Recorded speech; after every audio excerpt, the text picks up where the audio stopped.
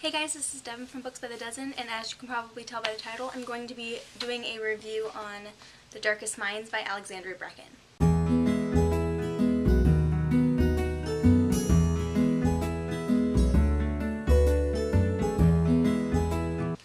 I'm going to be doing my very best not to give any spoilers. I will give some information, but nothing more than what is already given on the synopsis on Goodreads or on Amazon. So you don't have to worry about spoilers in this. If you are worried about it though, I would just suggest not watching it at all. This is definitely a book that would be made even better if you knew absolutely nothing about it. So it is up to you. This book takes place in the future in the U.S. and the U.S. has become financially ruined to the point where there's looters and people have abandoned whole cities, things like that, because there is no money left. But the book opens with Ruby she's 9, so I think she's in 4th grade, and it is with a classmate of hers dying from a disease that is taking over America and killing the majority of its youth between ages 10 and 14, and it's called Idiopathic Adolescent Acute Neurodegeneration, or IAAN. And it is basically something that just one day these kids wake up, they go to school, they're doing normal things, and then they just die out of nowhere. And so the country is like riddled with fear. All of the parents are dreading the day that their kids turn 10 because that is the #1 age that this disease seems to claim the lives of children. But the thing is, for the kids that do live through it, instead of waking up and dying, they wake up with special powers. And with all of this going on, the government has decided to put all of these kids with these special powers in camps throughout the United States. It does give you a little bit of a Holocaust feel to it. It's not the same thing, but it's similar in some ways. And so that is the basis of this story, and you are following Ruby, who is a 16-year-old girl who woke up on her 10th birthday and her whole life changed. It says on the back that she did something that caused her parents to lock her in the garage, terrified of her. And so we follow Ruby through her experience, part of her experience at Thurmond, which is the camp that she is taken to. She is in one of the first groups of kids that are taken to these so-called rehabilitation camps that the president is claiming works, even though it does not. Ruby ends up getting out of Thurmond through unconventional ways, and she ends up with a group of 3 different kids. Liam, who is the leader of the bunch, Chubbs, who is kind of the comical relief, the smart aleck, the intelligent one, and Suzumi, or Zoo, who is the young 11-year-old that is mute and does not talk.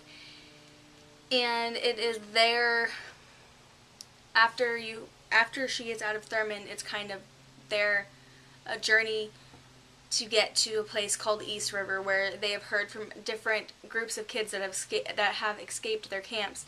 They've heard that it is like a safe haven for any kids with special powers, but everything is not as it seems when they get there. There's a lot of stuff that happens in between that little synopsis, sprinkled throughout, so there's definitely more going on than what I can tell you. I don't want to spoil anything. It is extremely, extremely good. It's been a really, really long time since I have read a book where I cared so much about all of the main characters. You are following this through Ruby's eyes, but I do consider Liam, Chubbs, and Zoo to be main characters because they are in a good chunk of the book with Ruby at all times, and I cared about every single one of them just as much as I cared about Ruby. I love the fact that Ruby is a very balanced character. She's badass and she's strong. She's got a little bit of the Katniss thing going on, but she's not one-dimensional. She's also vulnerable. She has these powers that she doesn't know how to control. She's afraid to get close to anybody because of what happened to her parents, because of her, and she's also able to reluctantly open her heart to the people around her whenever she has been trained since she was 10 years old to really not trust anybody, because she's been raised in this camp where You aren't allowed to touch anybody. You're not allowed to even talk to the boys. Everyone is separated, and everyone's really just trying to survive. So the fact that she is such a balanced character, she's not a Bella, but she's not a Katniss. She's like a real person. And then you have Liam, who is the self-proclaimed leader. He's had experience in being a leader with his own camp and breaking out of it and helping other people escape, but that came with some consequences. I can't talk today. That came with some consequences that he is also dealing with, that you find out about later. There is a little bit of there is a love story, kind of, and it takes a back seat though, which is perfect for this book. And it's not insta-love, at least to me, it's not insta-love. Ruby's very, very hesitant to even be around anybody, including Liam. I mean, she's able to acknowledge the fact that he's attractive, but just because someone sees someone's like, oh, they're attractive, doesn't mean it's insta-love. The relationship grows very slowly over time and through learning how to trust each other and things like that, so that worked out perfectly. I love their relationship. I love Liam. He's kind of like the father figure to the group, more so Suzumi, because she's only 11, and so she's the young one, and she has her own powers that she doesn't know how to control, and she has a really, really hard time with it, and plus past experience for her has kind of rendered her literally speechless. She does not talk at all, and it's so weird that even though she doesn't say anything, or at least me as a reader, I grew so attached to her. So just the fact that Alexandra was able to do those kind of things, especially with Zoo, that's like the prime example. Someone who doesn't speak at all, and you're still in love with them. And then there's Chubbs, who is the comic relief of this book. I mean, Ruby has her funny moments, and Liam has his funny moments, but Chubbs is just top-notch. That kid is awesome. He probably is my favorite character out of this whole book. He's this lanky 17-year-old with horrible eyesight and 2 small glasses, and he's reading all the time, and he doesn't trust. He's very hard to gain the trust of, so he's skeptical of Ruby for a good 75% of this book, but he's so incredibly loyal. An example of his humor. They are at East River, and it's their first night there, and they're going to get dinner, and there's a huge bonfire, and Liam is standing on a log looking for Ruby. He's got to give her food, and Chubbs walks by, and Ruby just catches the tail end of their conversation, and it says, no thanks, I read Lord of the Flies, I know how this works. Everyone starts dancing around the fire and painting their faces and worshipping a decapitated pig head, and then someone gets hit by a boulder and plummets to their death, and surprise, it's the fat kid in glasses. Liam started laughing, but even I could see how uncomfortable Chubbs looked. I think I'm going to go play it safe and go read. And hey, there's Ruby. You two can enjoy the degeneration of human decency without me. It's just little quirks like that, little things that he says like that. He adds the humor in such a serious, dangerous world that they're living in.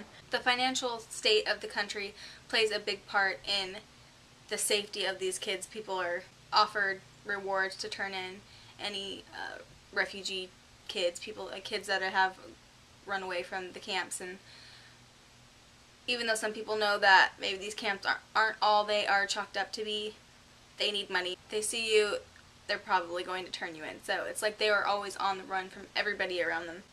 So I definitely gave this book 5 stars, 5+ stars. I would give it 10 stars if I could. Great setting, amazing characters, terrifying world, great writing. I know that some parts of it may seem like maybe she was trying too hard to be poetic, but it all works. It works with what's going on in Ruby's head, what's going on around her. So it is fantastic. The one thing I would say is push through the beginning. It's not boring, it's just a little bit slow. She's laying down what has happened to Ruby, how she got where she is now. And so the first 60 to 100 pages, a little bit slow, but if you keep reading past it, you won't regret it. There's spurts of action throughout the middle, and then the whole last part of the book is just ridiculous, and the ending just left me in one of those why situations. Why? I don't understand, Alexandra Bracken. Why would you do this to your readers? Why? And I tweeted her saying, why are you doing this to me? And she just tweeted back, two little, less than 3 hearts. It's not funny. It's not funny. And I don't know when there's going to be a next book, or if there's going to be a next book. If anyone knows, please tell me, because I'm dying over here. So yeah, Darkest Minds by Alexandra Bracken, 5+ stars, amazing, go read it, but only if you can deal with the fact that you're not going to get a second book for a really long time. And if I would have known that, I don't know if I would have read it right now or not, but I'm glad I did. It was really, really awesome. So that is my review on The Darkest Minds by Alexandra Bracken. Let me know if you guys have read it, what you think of it. You don't know how hard it was for me not to just word vomit all over the place about this book and spoil everything, because I need someone to talk to about it, and Robin hasn't read it, and I don't know anybody who's read it, so if you've read it, we can discuss this. I'm just saying. So yeah, thank you guys for watching. Bye. My hands were shaking so hard now that I had to fist them around the backpack to keep him from noticing. I thought I had escaped the monsters, that I'd left them locked up behind an electric fence, but the shadows were alive, and they had chased me here. I'm next.